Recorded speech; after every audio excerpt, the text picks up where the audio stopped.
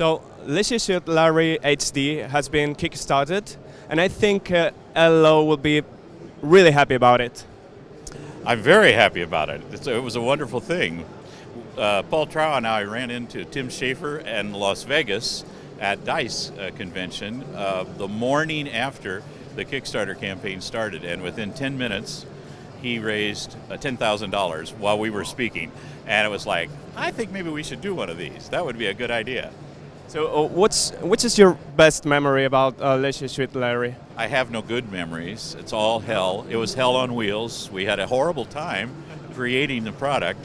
No, it was great. We for 20 years, I got the chance to do what everybody dreams of doing, making video games. Yeah. And it was a great pleasure in my life. A great pleasure, a great pleasure. Thank you. So then we have Sam Suit in Undercover Exposure. I've heard of that. I've heard that it's like a new game. It's a new project.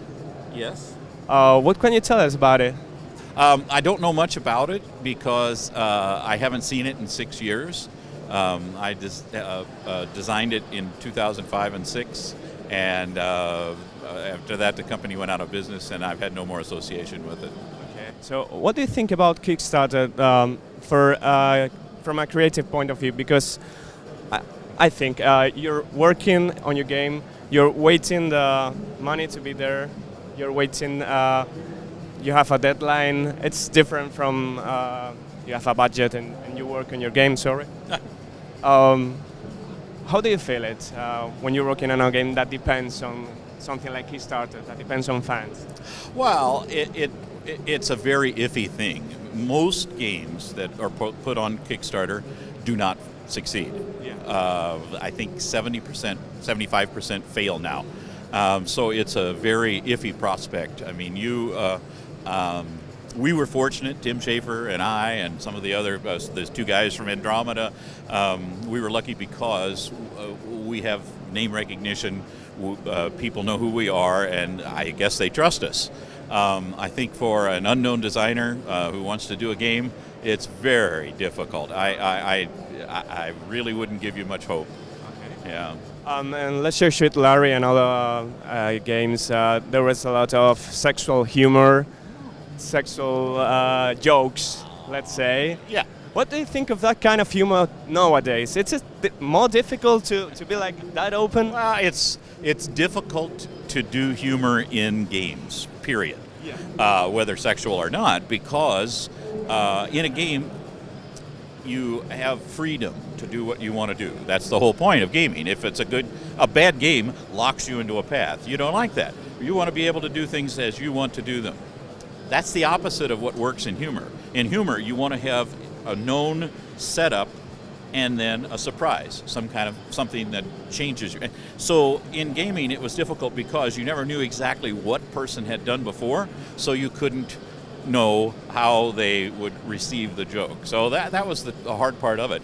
I think what's happened since adventure games hit their fallow period a few years back, I think what you've seen that it's very difficult for people to do humorous games. I mean, there are some, and there is some humor in gaming, but it's few and far between.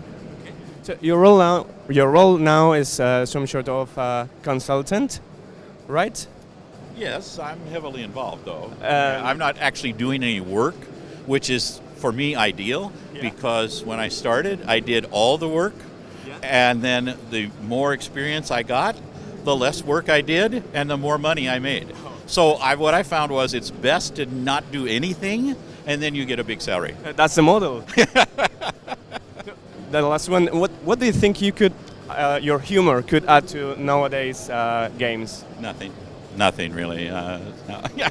Well, tell that to your fans. What I believe is people have been wandering in the desert the past decade, and that they're ready for something a little different and something that'll make them smile. You know, people laugh at movies, people laugh at television shows, people laugh at books. Why the hell wouldn't you want to laugh at a video game? Okay. That's really nice. Thank you very much for your time. Thank you. Pleasure.